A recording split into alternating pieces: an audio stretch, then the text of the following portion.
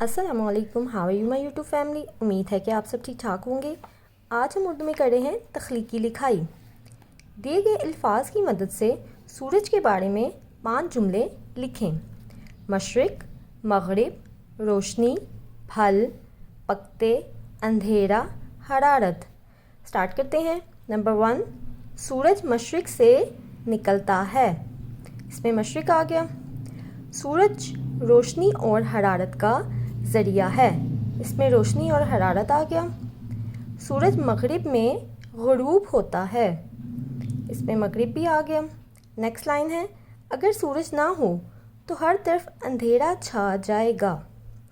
इसमें अंधेरा है, इसको हमने सेंटेंस में यूज़ किया। तो नंबर 4, अगर सूरज ना हो तो हर तरफ अंधेरा छा जाएगा। नंबर 5, सूरज की रोशनी में फल पकते हैं। यहाँ हमने फल और ये पकते, इन दोनों को भी सेंटेंस में यूज़ किया। सूरज की रोशनी में फल पकते हैं। इस तरह ये 5 लाइंस बन गई। नेक्स्ट है, आपको कौन सा फल पसंद है, इसके बारे में 5 जुमले लिखें।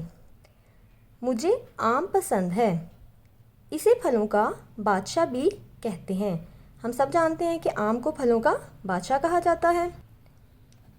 नेक्स्ट लाइन है, ये गर्मियों का फल है। ये गर्मियों के मौसम में आता है, इसीलिए गर्मियों का फल है।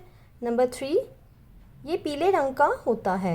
हम जानते हैं कि आम पीले रंग का होता है। नंबर 4, अमीर गरीब सब इसे बड़े शौक़ से खाते हैं। नंबर 5, ये बहुत मीठा और मज़ेदार होता है। इसके अलावा भी आप बच्चों से कहें कि खुद से वो इसमें लाइंस को ऐड करें। और आम के अलावा किसी और पसंदीदा फल के बारे में भी इस तरह से 5 लाइंस को लिखें। उम्मीद है आपको मेरी वीडियो अच्छी लगी होगी। अगर अच्छी लगी है तो इसे लाइक और शेयर कर दें और मेरे चैनल को सब्सक्राइब कर दें। नेक्स्ट वीडियो में मुलाकात होगी, तब तक के लिए अल्लाह हाफ़िज़।